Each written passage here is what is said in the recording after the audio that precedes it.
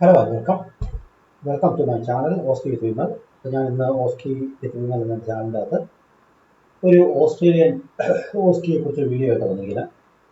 Australian ഓസ്കിക്ക് അതിനു മുമ്പ് ഞാൻ പറഞ്ഞായിരുന്നു, അതായത് വിദേശത്ത് നിന്ന് ഒരു ഓസ്ട്രേലിയയിൽ വർക്ക് ചെയ്യാനായിട്ട് പോകുന്നുണ്ടെങ്കിൽ നമുക്ക് രജിസ്ട്രേഷൻ വേണമെന്നുണ്ടെങ്കിൽ നമുക്ക് ഓസ്കി എഴുതാം. ഓസ്കിയും അതുപോലെ ഇൻഫ്ലക്സ് ആർന്ന് എഴുതേണ്ടത്. ഓസ്കിക്കകത്ത് എഴുതുന്നതിൻ്റെ അകത്ത് ഒരു ഇമ്പോർട്ടൻ്റ് ആയിട്ടുള്ള കമ്പോണൻ്റ് എന്ന് പറഞ്ഞിട്ടുണ്ടെങ്കിൽ നമുക്ക് പ്രാക്ടിക്കൽ ആസ്പെക്റ്റാണ് നമ്മൾ ചെക്ക് ചെയ്യുന്നത്. അപ്പോൾ നമ്മൾ വിദേശത്ത് പഠിച്ച ആൾക്കാരെല്ലാം ഇഷ്ടംപോലെ യൂട്യൂബ് വീഡിയോ ആളുകളൊക്കെ നമുക്ക് നോക്കി അറിയാം. ഇവർക്കെല്ലാം ഓസ്ട്രേലിയയിൽ വന്ന് ചെയ്താൽ മാത്രമേ ഇവർ ജയിക്കുകയുള്ളൂ എന്നാണ് ഇത് പറയുന്നത്. അപ്പോൾ ഈ ഓസ്ട്രേലിയയിൽ വന്ന് ചെയ്താൽ മാത്രമേ ജയിക്കുകയുള്ളൂ, ബാക്കിയൊന്നും ചെയ്ത് ജയിക്കത്തില്ല എന്നാണ് ഇവരുടെയൊക്കെ ഒരു അവകാശമാണ്. അപ്പോൾ അത് ഒന്ന് കറക്റ്റ് ചെയ്യാൻ വേണ്ടിയിട്ടാണ് ഞാൻ അത് ഓസ്ട്രേലിയ വന്ന് പഠിക്കണമെന്നുണ്ടെങ്കിൽ നല്ലൊരു എമൗണ്ട് ആകും. അതിന് ഹ്യൂജ് ഫീസാണ് മേടിക്കുന്നത്. എക്സാമ്പിൾ ഓസ്ട്രേലിയൻ ഹോസ്പിറ്റലിൽ മേടിച്ച് $4,000 മേടിക്കുന്നത്, $4,000 ഈ $4,000 കൊടുത്തിട്ട് നിങ്ങൾ ഓസ്ട്രേലിയ ചെന്നിട്ടുണ്ടെങ്കിൽ അവർ നിങ്ങൾക്ക് ഗ്ലൗ പോലും തരത്തില്ല. ആകെ യൂറിൻ ഡിസ്ട്രിക്റ്റിൻ്റെ അകത്ത് മാത്രമേ ഉള്ളൂ, യൂറിൻ എംബസി ഡിസ്ട്രിക്ട് സ്റ്റേഷനകത്ത് മാത്രമേ ഉള്ളൂ ഗ്ലൗ ഉള്ളൂ. അതുകൊണ്ട് ANPക്ക് പോലും ഗ്ലൗ തരുന്നില്ല, PPക്ക് ഇല്ല. പ്രൊസീജിയറിനധികം പറഞ്ഞ ആർട്ടിക്കിൾസിനുള്ളിൽ എന്തെങ്കിലുമൊക്കെ കാട്ടിക്കുട്ടി ചെയ്യണമെന്നാണ് പറയുന്നത്. കാരണം അവർക്ക് വ്യക്തമായിട്ടുള്ള വളരെ മിനിമം റേറ്റ്, നിങ്ങൾ 4,000 മേടിച്ചാൽ $40 അവർ കാര്യങ്ങൾ നടത്തുന്നത്. ഇതേപോലെ തന്നെയാണ് നമ്മുടെ ഓസ്ട്രേലിയൻ ട്രെയിനിങ് സെൻറ്റേഴ്സ്. ഓസ്ട്രേലിയ ഇഷ്ടംപോലെ നമ്മുടെ മഴയത്ത് തകര വരുന്ന പോലെ ഇഷ്ടംപോലെ ട്രെയിനിങ് സെൻറ്റേഴ്സ് ഡെവലപ്പ് ചെയ്തിട്ടുണ്ട്. അപ്പോൾ ഈയിടയ്ക്ക് തന്നെ റീസെൻ്റ് ആയിട്ട് എൻ്റെ ഒരു ഹസ്ബൻഡ്, ഒരു നേഴ്സിൻ്റെ ഹസ്ബൻഡ് ഖത്തറിലൊരു സീനിയർ എക്സിക്യൂട്ടീവായിട്ട് ജോലി ചെയ്തിരിക്കുക. അയാൾ എന്നെ വിളിച്ചിട്ട് പുള്ളിയുടെ ഒരു ബുദ്ധിമുട്ട് ഷെയർ ചെയ്തു. പുള്ളി പറഞ്ഞ് പുള്ളി 2 അറ്റംപ്റ്റ് നടത്തി, 2 ഫെയിൽഡായിപ്പോയി. ആദ്യം പുള്ളിനെ ഒരു മലയാളി ഒരു ഹസ്ബൻഡും വൈഫും നേഴ്സായിട്ട് വർക്ക് ചെയ്യുന്ന അവർ ഓസ്ട്രേലിയൻ നേഴ്സായിട്ട് വർക്ക് ചെയ്തു. അപ്പോൾ അവരുടെ വീഡിയോ ഉണ്ട്. അപ്പോൾ അവർ പറഞ്ഞ് അവിടെ മാത്രമേ ഉള്ളൂ അവർക്ക് ഓസ്ട്രേലിയൻ ഓസ്കി പഠിച്ചാലേ ജയിക്കത്തുള്ളൂ എന്ന് പറഞ്ഞ കാരണം പുള്ളി ഓൺലൈനിൽ കുറച്ച് ദിവസങ്ങൾ 2-3 ദിവസങ്ങൾ ഓൺലൈനിൽ വ്യക്തമായിട്ടുള്ള സാധനങ്ങളൊന്നും പറഞ്ഞു തരുന്നില്ല, സ്റ്റെപ്പുകളൊന്നും കറക്റ്റായിട്ട് പറഞ്ഞു തരുന്നില്ല, എന്തൊക്കെയോ കാട്ടിക്കൂട്ടായിട്ട് എന്തൊക്കെയോ പറഞ്ഞു, ഒന്നും മനസ്സിലാകുന്നില്ല. അപ്പോൾ ചെല്ലുമല്ല ശരിയാവും വിചാരിച്ച് അവിടെ ചെന്ന് കഴിഞ്ഞപ്പോഴത്തേക്ക് ഒരു വീടിൻ്റെ മുകളിൽ ഒരു മുറിക്കകത്ത് ഒരു മാനിക്കൻ്റെ ഡെമോ മാനിക്കൻ ഉണ്ടാക്കി വെച്ചിരിക്കുക. അവർ 4 മലയാളി നേഴ്സുമാരുണ്ട്, അവർ ഇത് വന്നതാണ്. ഇവർ കറക്റ്റായിട്ട് ഡ്യൂട്ടിക്ക് പോകും. അപ്പം ഇവിടെ ആരും പറഞ്ഞു തരാനോ ചെയ്തു തരാനോ ഒന്നുമില്ല. കാരണം അവർ ഇതൊരു എന്താണ് ഒരു എക്സ്ട്രാ ബോണസ് ആയിട്ട് എടുത്തിരിക്കുക. എന്ന് വെച്ചാൽ ഓസ്ട്രേലിയയിൽ ഞങ്ങൾ നഴ്സിംഗ് ട്രെയിനിങ് ഹോസ്പിറ്റലിൽ നടക്കുന്നുണ്ട്. ആ കെയർ ഓഫിൽ കുറച്ച് പേരെ ഇവിടെ കൊണ്ടുവരിക, 2 ദിവസത്തെ താമസിച്ചുള്ള പിള്ളേരെ നോട്ടം വരും. ആ സമയത്ത് പിള്ളേരെ നോട്ടം ഇവിടെ പരിപാടിയാണ്. ഇവർക്ക് 2 ദിവസം ഡ്യൂട്ടിക്കും പോകാം. ഇവർ 3-4 ദിവസം അല്ലെങ്കിൽ ഒരാഴ്ച കൂടെ നിന്ന് എന്തെങ്കിലും കാട്ടിക്കൂട്ടി കാണും. എന്ത് കാണിക്കുന്ന യാതൊരു ഡയറക്ഷനും ഇല്ല. ഇത് തന്നെ ഏതോ എല്ലാം പഠിപ്പിച്ചതൊന്നുമായിരുന്നു, ഒന്നും പഠിപ്പിച്ച് നിന്നിട്ടില്ല, എന്നാ ഒന്നും അറിയത്തില്ല. ഇപ്പോൾ എക്സാമ്പിൾ ഞാൻ പറയുകയാണെങ്കിൽ നമ്മുടെ സീറ്റ് സേഫ്റ്റി നോക്കണം. സീറ്റ് സേഫ്റ്റി നോക്കണമെങ്കിൽ സീറ്റ് സേഫ്റ്റി എങ്ങനെ നോക്കും? സീറ്റ് സേഫ്റ്റി നോക്കണമെങ്കിൽ നമുക്ക് അതിന് വേണ്ടി സെൻറ്റൻസ് പ്രോംപ്റ്റ് വേണം. നിങ്ങൾ പറയുന്നത് എക്സാമ്പിൾ അറിയണം. അപ്പോൾ സെൻറ്റൻസ് പ്രോംപ്റ്റ് ചെയ്തുകൊണ്ടാണ് അകത്തേക്ക് കയറാറ്. എല്ലാ പേഷ്യൻറ്റ് അപ്രോച്ച് ചെയ്യാൻ ഇപ്പോൾ സീറ്റ് സേഫ്റ്റി എന്ന് പറഞ്ഞതിന് ശേഷം ഇപ്പോൾ സീറ്റ് സേഫ്റ്റി ഇഷ്യൂ ഉണ്ടെങ്കിൽ നമ്മൾ പറയണം ടേക്ക് ഔട്ട് സീറ്റ് ആക്ടിവിറ്റി കോണത്ത് മേക്ക് സീറ്റ് സേഫ്റ്റി എന്ന് പറയണം. ഇല്ലെങ്കിൽ സീറ്റ് സേഫ്റ്റി അപ്രോച്ച് നമ്മൾ അപ്രോച്ച് ചെയ്യണം. അപ്പോൾ ഈ സെൻറ്റൻസ് ആണ് പറഞ്ഞു കൊടുക്കുന്നില്ല. സീറ്റ് സേഫ്റ്റി പറഞ്ഞത് ഇതാണ് പറയുന്നത്. സീറ്റ് സേഫ്റ്റി എങ്ങനെ നോക്കും? അങ്ങോട്ട് നോക്കും, ഇങ്ങോട്ട് നോക്കും, മുകളിലോട്ട് നോക്കും, താഴോട്ട് നോക്കും, അതിന് ഇടയിലാണ് നോക്കുന്നത്. എവിടെ നോക്കുന്നു? ആർക്കൊന്നും നോക്കത്തില്ല. എന്തൊക്കെയോ കാട്ടിക്കൂട്ടുള്ള കാണിക്കുന്നു. ഒരാഴ്ച കഴിഞ്ഞിട്ട് എക്സാം എഴുതാൻ പോകുന്നു. എക്സാം എഴുതാൻ പോയി കഴിഞ്ഞിട്ട് ഈ കുട്ടിക്ക് 2-3 സ്റ്റേഷൻ ജയിച്ചു. ബാക്കി അതൊന്നും എഴുതിയത് ജയിക്കും. കാരണം അവസ്ഥയിൽ പറയുന്നത് നാച്ചുറലി പെർഫോം ചെയ്യാനാണ് പറയുന്നത്. തിരിച്ചു വന്നു. ഇതുപോലെ തന്നെ വേറൊരു സെൻറ്ററിൽ പോയി ചെയ്തു, അത് ഓസ്ട്രേലിയ തന്നെ. അപ്പം എന്നിട്ട് അവിടെ ചെയ്തിട്ട് ആദ്യം കിട്ടിയത് കുട്ടീനെ പത്രം പോയി കിട്ടിയില്ല. അപ്പോൾ അവരാകെ അപ്സെറ്റാണ്. അപ്പം അത് കഴിഞ്ഞിട്ട് എൻ്റെ അടുത്ത് പറഞ്ഞു അവർ നിർത്തുക, ഇനിയിപ്പം ന്യൂസിലൻഡ് റെഡി ആകത്ത് കഴിയും. മറ്റേ ന്യൂസിലൻഡ് ഓസ്റ്റി ചെയ്യുന്നുണ്ടെന്ന് അറിയാൻ വേണ്ടി ഞാൻ വിളിച്ചത്. അപ്പോൾ ഞാൻ ന്യൂസിലൻഡ് ഓസ്റ്റി ചെയ്യുന്നില്ല, ഞാൻ 3 ഓസ്റ്റി ചെയ്യുന്ന വ്യക്തിയാണ്. ന്യൂസിലൻഡ് ഓസ്റ്റി ചെയ്യാനൊരു പ്ലാനുണ്ട്, പക്ഷേ അടുത്ത മൊമെൻ്റ് ഡെവലപ്മെൻറ്റ് സ്റ്റാർട്ട് ചെയ്തിട്ടില്ല. അതുകൊണ്ട് ഞങ്ങൾക്ക് അതിനെക്കുറിച്ച് വലിയൊരു പ്ലാനില്ല. അപ്പോൾ അതിനുവേണ്ടി ഇപ്പോൾ ഞാൻ എൻ്റെ സാഹചര്യം പറഞ്ഞത്, സിറ്റുവേഷൻ പറഞ്ഞതാണ്. എന്താണ് നമ്മളുടെ ഈ ഓസ്ട്രേലിയൻ ഓസ്റ്റി ട്രെയിനിങ്ങിലൊക്കെ നടക്കുന്നത് ഇതിനെക്കുറിച്ച് പറഞ്ഞതാണ്. അതായത് പലരും ഓസ്ട്രേലിയ പഠിപ്പിക്കും അവർ ഒരു സാധനം പഠിപ്പിക്കുന്നത് മാത്രമല്ല, നിങ്ങൾ ഓസ്ട്രേലിയ രീതി ചെയ്യാൻ ഒരു നിർബന്ധമില്ല. ഓസ്ട്രേലിയ രീതി നിങ്ങൾ ചെയ്യണ്ട, നിങ്ങൾ ഓസ്ട്രേലിയൻ രീതി ചെയ്യണമെന്ന് ഒരു വിദേശ നേഴ്സിനോട് ഒരു എക്സാം ഒന്നും പറയത്തില്ല. കാരണം ഞാൻ 3 ഓസ്ട്രേലിയ ചെയ്യുന്ന വ്യക്തിയാണ്. കാരണം ഞാൻ UK ചെയ്യുന്നുണ്ടായിരുന്നു, ഓസ്ട്രേലിയ ചെയ്യുന്നുണ്ട്. ഒരു ഹോസ്പിറ്റലകത്തും ഒരു എക്സാം ഉണ്ടോ ആ രാജ്യത്ത്? കാരണം ഈ കുട്ടികളൊക്കെ വരുന്നത് വിദേശത്ത് പഠിച്ചിട്ട് വരുന്ന കുട്ടികളാണ്. വിദേശത്ത് പഠിച്ചിട്ട് കുട്ടി വരുന്നത് അവിടുത്തെ രീതി ചെയ്യണമെന്നൊന്നും പറയുന്നില്ല. അവർ പറയുന്നത് അവരുടെ സ്റ്റാൻഡേർഡ്സ് മീറ്റ് ചെയ്യാനാണ് പറയുന്നത്. അവരുടെ സ്റ്റാൻഡേർഡ്സ് മീറ്റ് ചെയ്ത് കഴിഞ്ഞാൽ സംഭവം ഓക്കെ, നിങ്ങൾ ജയിച്ചു. നിങ്ങളിപ്പോൾ റൊമാനിയൻ നേഴ്സാണ്, റൊമാനിയൻ പിടിച്ചോൾ ചെയ്തോ. നിങ്ങൾ പോളിഷ് നേഴ്സാണ് ആദ്യം ബീച്ച് ചെയ്തോ, നിങ്ങൾ നൈജീരിയൻ നേഴ്സാണ് ആദ്യം ബീച്ച് ചെയ്തോ, നിങ്ങൾ എത്യോപ്യൻ നേഴ്സാണ് അവിടെ ചെയ്തോ, ബ്രസീലിയൻ നേഴ്സാണ് അത് ചെയ്തോ, ശ്രീലങ്കൻ നേഴ്സാണ് അത് ചെയ്തോ. അല്ലെങ്കിൽ സൗത്ത് ആഫ്രിക്കൻ നേഴ്സാണ് അത് ചെയ്തത്, നിങ്ങൾ എങ്ങനെ വേണമെങ്കിലും ചെയ്തോ, ഒന്നും പ്രശ്നമില്ല, നിങ്ങളുടെ സ്റ്റാൻഡേർഡ്സ് ഞങ്ങളുടെ സ്റ്റാൻഡേർഡ്സ് മീറ്റ് ചെയ്തോ, നിങ്ങൾ ജയിച്ചു. അതാണ് അവരുടെ. മാത്രമല്ല അവരുടെ ഒന്ന് രണ്ട് അഡ്വാൻറ്റേജസ് ഉണ്ട്. 70%, അതായത് 10-7 സ്റ്റേഷൻ ജയിച്ചാൽ മതി. അതുപോലെ തന്നെ 50% അവരുടെ പാസ് പെർസെൻറ്റേജ്. യുകെയുടെ പാസ് പെർസെൻറ്റേജ് 70%. 50% ഉണ്ടെങ്കിൽ നിങ്ങൾ ഈ സ്റ്റേഷൻ പെർഫോം ചെയ്യുമ്പോൾ 50% നിങ്ങൾ ജയിച്ചാൽ നിങ്ങൾ ജയിച്ചു. അതായത് 50% പെർഫോം ചെയ്ത് 50% തെറ്റും പൊട്ടത്തിൽ കാണിച്ചാലും കുഴപ്പമില്ല, ജയിച്ചു പോകും. അപ്പോൾ അത്രത്തോളം സിംപ്ലിഫൈ ചെയ്തിട്ട് പോലും ആൾക്കാർ തോറ്റു പോകുക. എന്നിട്ട് എന്താണ് തോക്കുന്ന റീസൺ? അതാണ് ഞാൻ പറഞ്ഞു വരുന്ന പോയിന്റ്. പല ട്രെയിനിങ് സെൻ്ററുകാർക്കും അല്ലെങ്കിൽ പല ട്രെയിനേഴ്സിനും ഇത് എന്താണെന്ന് പറ്റി വ്യക്തമായ ധാരണയില്ല. അവർ ഓസ്ട്രേലിയൻ ഇങ്ങനെയൊക്കെ ആൾക്കാരൊക്കെ ചെയ്തു, അങ്ങോട്ടും ഇങ്ങോട്ടൊക്കെ അന്വേഷിക്കും. അപ്പോൾ പറഞ്ഞു ഇങ്ങനെ ചെയ്തപ്പോൾ ജയിച്ചു, എന്നാൽ ഇങ്ങനെ ചെയ്തു. ഇത് മതി മിമിക്രി മോണോ ആക്ട് സ്റ്റൈലിൽ അവർ ട്രെയിൻ ചെയ്യുന്നത്. അതായത് അവരൊരു വീഡിയോ എടുത്ത് അല്ലെങ്കിൽ അവരൊരു സ്റ്റെപ്പ് കാണിച്ചു മിമിക്രി പോലെ കാണിച്ചത്, ഈ മിമിക്രി നിങ്ങൾ ചെയ്തോ, മിമിക്രി വെച്ച് ചെയ്യുമ്പോൾ നിങ്ങൾ ജയിച്ചു. കാരണം അങ്ങനെ രണ്ടെണ്ണത്തെ ഞാൻ ജയിച്ചായിരുന്നു. അത് യഥാർത്ഥത്തിൽ അവർ ജയിച്ചത് ചിലപ്പോൾ ഈ എക്സാമിൻ്റെ ദയദാക്ഷിണ്യമാണ് ജയിച്ചത് കാണിക്കും. അവരുടെ അയ്യോവിയൊക്കെ ജയിച്ചു റിപ്പോർട്ടൊക്കെ ജയിച്ചിട്ടായിരിക്കും. യഥാർത്ഥത്തിൽ എന്താ സംഭവിച്ചതെന്ന് കാരണം പല സ്റ്റുഡൻസിനും അവർ തിരിച്ചു കൊണ്ട് കറക്റ്റ് ഫീഡ്ബാക്ക് ചെയ്യാൻ പറ്റുന്നില്ല. കാരണം അവർ ടെൻഷനില്ല. അപ്പോൾ എന്തൊക്കെയോ കാട്ടിക്കൂട്ടുന്നു, എങ്ങനെയൊക്കെ ജയിച്ചു, അതുകൊണ്ട് ഇങ്ങനെയൊക്കെ പൊക്കവും ജയിച്ചോളൂ എന്ന് പറയുന്നു. പക്ഷേ യഥാർത്ഥത്തിൽ നിങ്ങൾക്ക് സ്പെസിഫിക് ആയിട്ട് എന്താണ് നിങ്ങൾ ചെയ്യേണ്ടത്, നിങ്ങളുടെ എക്സ്പെക്ടേഷൻ എന്താണ്, അത് നിങ്ങൾ പഠിച്ചിട്ട് പോകാൻ നിങ്ങൾ സുഖമായിട്ട് ജയിക്കുക. അത് പറയാൻ വേണ്ടിയാണ് സ്റ്റാൻഡേർഡ്സ് പറഞ്ഞത്. അതായത് നിങ്ങൾക്ക് ഓസ്ട്രേലിയയിൽ പഠിക്കേണ്ട ഒരു കാര്യമില്ല. നിങ്ങൾക്ക് ഏത് രാജ്യത്താണ് ആ രാജ്യത്ത് പഠിച്ചു അവിടെ നിന്നിട്ട് നിങ്ങൾ ട്രെയിൻ എടുത്ത് നിങ്ങൾക്ക് സുഖമായിട്ട് നിങ്ങൾ ജയിക്കാം. അത് ആ പോയിന്റ് പറയാൻ വേണ്ടിയാണ് ഞാനിത് പറഞ്ഞത്. ഇത് അവരുടെ നഴ്സിംഗ് ആൻഡ് മിഡ്വൈഫറി ഫോർ ഓസ്ട്രേലിയയുടെ അവരുടെ ഈ ഓസ്ട്രേലിയ സ്റ്റാൻഡേർഡ്സ് ഓഫ് പ്രാക്ടീസ് അവർ മെൻഷൻ ചെയ്ത പേപ്പറാണ്. അപ്പോൾ നോക്കാം. ഇതിനകത്ത് രണ്ടാമത്തെ അടുത്ത പേജിലോട്ട് പോകുമ്പോൾ ഈ പേജിൻ്റെ അകത്ത് ഒരു മെൻഷൻ ചെയ്തിരിക്കുന്നത് നോക്കിക്കൊള്ളുക. ഈ പേജിൻ്റെ അകത്ത് how to use these standards for practice എന്ന് പറഞ്ഞിട്ടുള്ള ഒരു സംഭവമുണ്ട്. ഇത് വളരെ സിഗ്നിഫിക്കൻ്റാണ്. അപ്പോൾ ഇതിനകത്ത് കുറച്ച് കാര്യങ്ങളുണ്ട്. കാര്യങ്ങൾ നമുക്ക് 1 by 1 ആയിട്ട് നമുക്ക് കണ്ടു നോക്കാം. ഒന്ന്, think critically and analyse nursing practice. രണ്ടാമത്തത്, എൻഗേജസ് ഇൻ തെറാപ്യൂട്ടിക്കൽ പ്രൊഫഷണലിഷിപ്പ്. മൂന്നാമത്തെ, മെയിൻറ്റെയിൻസ് കപ്പാസിറ്റി ഫോർ പ്രാക്ടീസ്. നാലാമത്തെ, കോംപ്രിഹെൻസീവ്ലി കണ്ടക്ട്സ് അസസ്മെൻറ്റ്. അഞ്ചാമത്തെ, develops plan of nursing practice. ആറാമത്തെ, provide safe appropriate and responsive quality nursing practice. ഏഴാമത്തത്, evaluates outcome to inform nursing practice. Okay, ഇതാണ് 7 standards. അപ്പോൾ അതിൻ്റെ അകത്ത് നമുക്ക് നോക്കാം. ഈ ഏഴാമത്തെ സ്റ്റാൻഡേർഡ് സിഗ്നിഫിക്കൻസ് ഉണ്ട്, കാരണം ഇവാലുവേഷൻ ഇമ്പോർട്ടൻ്റ് ആണ്. അപ്പോൾ ഇതിൻ്റെ അകത്ത് നമുക്ക് അടുത്ത പേജിലാണ് ഇത് നമുക്ക് അവരൊരു ഗ്രാഫിക്കലായിട്ട് പ്രസൻറ്റ് ചെയ്തിട്ടുണ്ട്. ഗ്രാഫിക്കൽ പ്രസൻറ്റേഷൻ വളരെ സിഗ്നിഫിക്കൻ്റ് ആണ്. ഈ ഗ്രാഫിക് പ്രസൻറ്റേഷൻ നമുക്ക് നോക്കാം. അപ്പോൾ നോക്കിക്കേ. അപ്പോൾ അതിൻ്റെ അകത്ത് നമ്മൾ സ്റ്റാൻഡേർഡ് 1ൻ്റെ അകത്ത് തിങ്ക് ക്രിട്ടിക്കൽ അനലൈസ് സിറ്റുവേഷൻ. ഇപ്പോൾ സ്റ്റാൻഡേർഡ് 1 ഉണ്ട്, 2 ഉണ്ട്, 3 ഉണ്ട്, 4 ഉണ്ട്, 5 ഉണ്ട്, 6 ഉണ്ട്, 7 ഉണ്ട്. Think critical analyse nursing practice. അപ്പോൾ നഴ്സിംഗ് പ്രാക്ടീസ് എങ്ങനെ നമുക്കിത് പ്രാക്ടീസ് ചെയ്യണം, എങ്ങനെ നഴ്സിംഗ് കെയർ കൊടുക്കണം എന്ന് നമ്മൾ ക്രിട്ടിക്കലായിട്ട് നമ്മൾ തിങ്ക് ചെയ്യണം. അപ്പോൾ അതിൻ്റെ അകത്ത് എല്ലാ കാര്യങ്ങളും അസസ്മെൻറ്റിൻ്റെ പാർട്ടായിട്ടാണ് വരുന്നത്.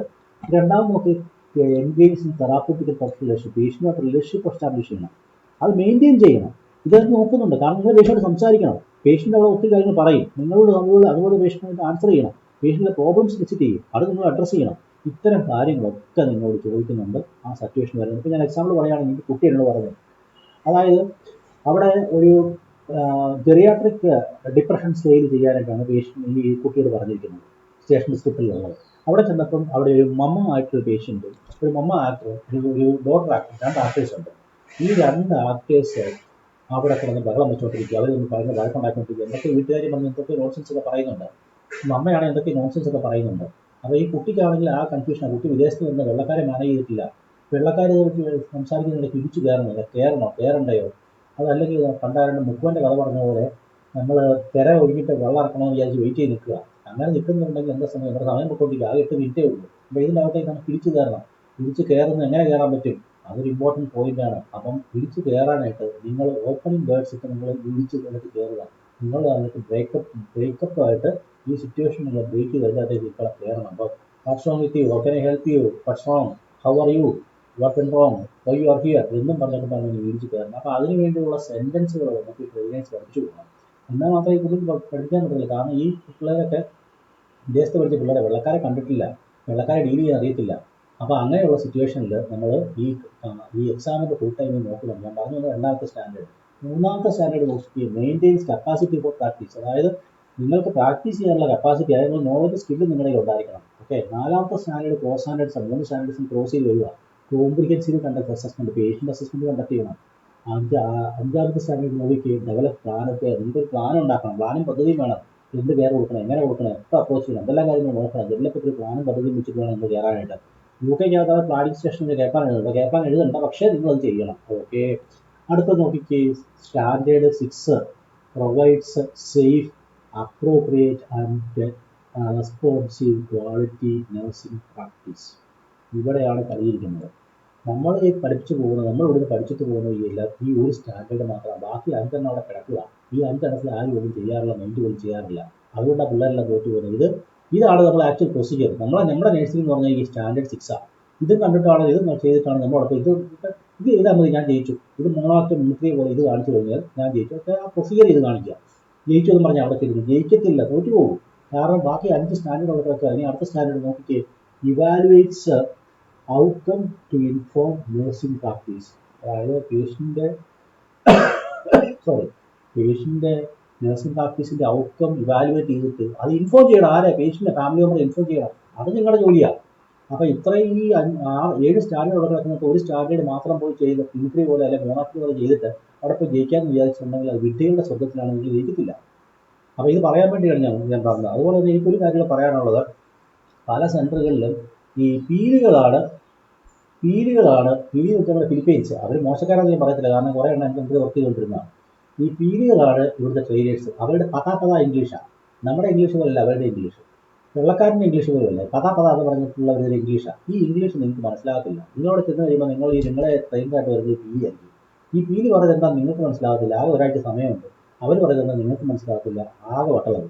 അപ്പോൾ അങ്ങനെയുള്ള സ്ഥലങ്ങളിലൊക്കെ പോയി നിങ്ങൾ ട്രെയിനിങ് എടുക്കാൻ പോയിട്ടുണ്ട്, നിങ്ങൾ വെറുതെ കാശ് കളയാൻ മാത്രമേ 4000 പൗണ്ട് അവരുടെയും പോകും. നിങ്ങൾ ട്രാൻസ്പോർട്ടേഷൻ ചാർജും അക്കോമഡേഷനും എല്ലാം പൈസ എക്സ്ട്രാ മേടിക്കുന്നുണ്ട്. പിന്നെ അതുപോലെ നല്ല എമൗണ്ട് നിങ്ങളുടെ ഇത് അവർ ഈ ഹോസ്പിറ്റൽ ട്രെയിനിങ് എന്ന് പറഞ്ഞ് മേടിക്കുന്നുണ്ട്. പല സെൻറ്റേഴ്സും ഓസ്ട്രേലിയ പഠിച്ചാൽ ജയിക്കുള്ളൂ. ഓസ്ട്രേലിയ വെയിറ്റ് ചെയ്യണം, ഒന്നും ചെയ്യേണ്ട. നിങ്ങൾക്ക് ഇന്ത്യൻ വെയിറ്റ് ചെയ്തോ, നിങ്ങൾക്ക് റുമാനിയൻ വെയിറ്റ് ചെയ്തോ, നിങ്ങൾക്ക് ബ്രസീലിയൻ വെയിറ്റ് ചെയ്തോ, സൗത്ത് ആഫ്രിക്കൻ വെയിറ്റ് ചെയ്തോ, ശ്രീലങ്കൻ വെയിറ്റ് ചെയ്തോ, നിങ്ങൾക്ക് നേപ്പാളി വെയിറ്റ് ചെയ്തോ, നിങ്ങൾ പഠിച്ചത് ഏത് സ്ഥലമാണെങ്കിലും അവിടുത്തെ വെയിറ്റ് ചെയ്തോ നിങ്ങൾക്ക് സുഖമായിട്ട് പാസ്സാകാം. നിങ്ങൾ അവരുടെ സ്റ്റാൻഡേർഡ്സ് മീറ്റ് ചെയ്യുന്നില്ല. ഈ സംഭവമാണ് അവർ നോക്കുന്നത്.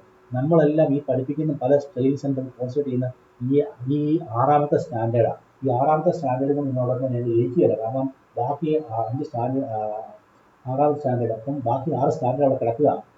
ഈ 6 സ്റ്റാൻഡേർഡ് ആര് ചെയ്യും? അത് നിങ്ങൾ ചെയ്യണം. That's your job. നിങ്ങൾ ചെയ്തില്ലെങ്കിൽ നിങ്ങൾ തോറ്റു വരാം. പല കുട്ടികൾ തോറ്റു. ഇപ്പോൾ റീസെൻ്റായിട്ട് കഴിഞ്ഞ പ്രാവശ്യം എഴുതിയ പിള്ളേരൊക്കെ പലതും എനിക്ക് 50% കൂടുതൽ ഫെയിലിയർ റേറ്റാണ്. ഭയങ്കര നല്ലോണം പഠിക്കുന്ന പിള്ളേരൊക്കെ ഫെയിൽഡായി പോകുന്നതിൻ്റെ ഒരു പ്രശ്നം അത് പ്രോപ്പർ ട്രെയിനിങ് കിട്ടാതെ നമുക്ക് എന്താണ് ചെയ്യണമെന്ന് നമുക്ക് അതിനെപ്പറ്റി അറിയത്തില്ല. പിന്നെ അതിനകത്ത് വേറൊരു കാര്യം, എൻ്റെ കുട്ടികളൊക്കെ പാസ്സാവുന്ന 90-95%. ഞാനൊരു വീഡിയോ ഇട്ടിരുന്നു. പല സ്റ്റേഷനിലും 90-95% മാർക്ക് മേടിക്കുന്നുണ്ട്. 70 മുകളിലോട്ട് മാർക്ക് മേടിക്കുക. ഞാൻ ഇവിടെ പഠിപ്പിക്കുന്നത് 90%. കാരണം ഓസ്ട്രേലിയക്ക് 50% മതി ജയിക്കാനായിട്ട്. UK-ക്ക് 70% വേണം. അപ്പോൾ ഓസ്ട്രേലിയക്ക് 50% വേണം. കാരണം ഞാൻ 3 ചെയ്യുന്ന ട്രെയിനറാണ്. അപ്പം ഓസ്ട്രേലിയക്ക് 50% മതിയതുകൊണ്ട് പല സെൻറ്റേഴ്സും വളരെ മിനിമം രീതിയിലാണ് അവർ ചെയ്തുകൊണ്ടിരിക്കുന്നത്. അത് മിമിക്രി ചെയ്യുന്നത് 50%-ആണ് മിമിക്രി ചെയ്യുന്നത്. അപ്പോൾ ഈ മിമിക്രി 50% മിമിക്രി ചെയ്യുന്നത് നിങ്ങൾക്ക് പല കുട്ടികൾക്ക് റീസെൻ്റ് കുട്ടി എന്ന് പറഞ്ഞു സ്റ്റേഷൻ്റെ ടൈമിങ് ആ വെല്ലം പഠിച്ചപ്പോഴത്തേക്കും താഴെ ഇന്ത്യൻ്റെ അകത്തോടെ എന്തോ ഒരു ഭാരം പോലെ തലയ്ക്കകത്തേക്ക് കൂട്ടി കയറി ഒരു ബോധം ഇല്ലാതെ ഇനി എന്നാ ചെയ്യുന്നത് എനിക്കും അറിയത്തില്ല. നിങ്ങൾ ടെൻഷനാകും. കാരണം വെച്ചിട്ടുണ്ടെങ്കിൽ നിങ്ങൾ വെള്ളക്കാരെ ഡീൽ ചെയ്തിട്ടില്ല. അപ്പോൾ വെള്ളക്കാരെ ഡീൽ ഇവിടെ വരുന്നതല്ല വെള്ളക്കാരെ ഡീൽ ചെയ്ത് പരിചയമില്ലാത്തതുകൊണ്ട് നിങ്ങൾക്ക് ടെൻഷനാകും. അപ്പോൾ അങ്ങനെ വരുമ്പോൾ നിങ്ങൾ കുറേ സ്റ്റെപ്പുകൾ നിങ്ങൾ പോയാലും 90% പഠിപ്പിക്കുന്നതുകൊണ്ട് നിങ്ങൾക്ക് സ്ലിപ്പ് ചെയ്താലും നിങ്ങൾ 50 താഴെ പോയി നിങ്ങൾക്ക് സുഖമായിട്ട് ജയിക്കാം. അതാണ് അടുത്ത പോയിന്റ്. അപ്പോൾ നിങ്ങൾക്ക് ആ ഒരു ലെവൽ പഠിപ്പിക്കാനായിട്ട് ട്രെയിനിങ് കിട്ടുവാണെങ്കിൽ അവിടെ പോയി നിങ്ങൾ പ്രാക്ടീസ് ചെയ്യുക, നിങ്ങൾക്ക് സുഖമായിട്ട് ജയിക്കാം. ഞാൻ പറഞ്ഞു തന്ന പോയിന്റ്, നിങ്ങൾക്ക് ഓസ്ട്രേലിയ പഠിക്കണം ഒരു നിർബന്ധമില്ല. നിങ്ങൾക്ക് ഏത് രാജ്യത്ത് നിങ്ങൾ പഠിച്ചോ ആ രാജ്യത്തിൻ്റെ രീതിയിൽ പഠിച്ചോ അവരുടെ സ്റ്റാൻഡേർഡ്സ് മീറ്റ് ചെയ്യുന്നുണ്ടെങ്കിൽ നിങ്ങൾക്ക് സുഖമായിട്ട് ജയിക്കാം. അപ്പോൾ നിങ്ങൾക്ക് പ്രാക്ടീസോ അല്ലെങ്കിൽ നിങ്ങൾക്ക് ട്രെയിനിങ്ങോ സപ്പോർട്ടോ ആവശ്യമുണ്ടെങ്കിൽ എന്നെ കോൺടാക്ട് ചെയ്യുക. ഞങ്ങൾ ഇന്ത്യയിൽ ഞങ്ങൾ ഓസ്ട്രേലിയൻ ട്രെയിനിങ് കൊടുക്കുന്ന ഏക സെൻ്ററാണ്. ഓൺലൈൻ ഉണ്ട്, ഓഫ്ലൈൻ ഉണ്ട്. അതുപോലെ തന്നെ ഞങ്ങൾ UK ഹോസ്റ്റ് ചെയ്യുന്നുണ്ട്, ഐറിഷ് ആപ്റ്റ്യൂഡ് ചെയ്യുന്നുണ്ട്, CBT ചെയ്യുന്നുണ്ട്. എന്തെങ്കിലും സപ്പോർട്ട് ആവശ്യമുണ്ടെങ്കിൽ എന്നെ കോൺടാക്ട് ചെയ്യുക. സുഖമായിട്ട് എൻ്റെ നമ്പർ ഞാൻ ഡിസ്ക്രിപ്ഷൻ കൊടുത്തിട്ടുണ്ട്. നിങ്ങൾ എന്നെ കോൺടാക്ട് ചെയ്തോളൂ. നിങ്ങൾക്ക് വാട്സപ്പ് നമ്പറുണ്ട്, ഒരു ബോട്ടിമുണ്ട്. നിങ്ങൾക്ക് സുഖമായിട്ട് നിങ്ങൾക്ക് ഇൻഡിവിജ്വലൈസ്ഡ് കെയർ സപ്പോർട്ട് നിങ്ങൾക്ക് തരുന്നതായിരിക്കും.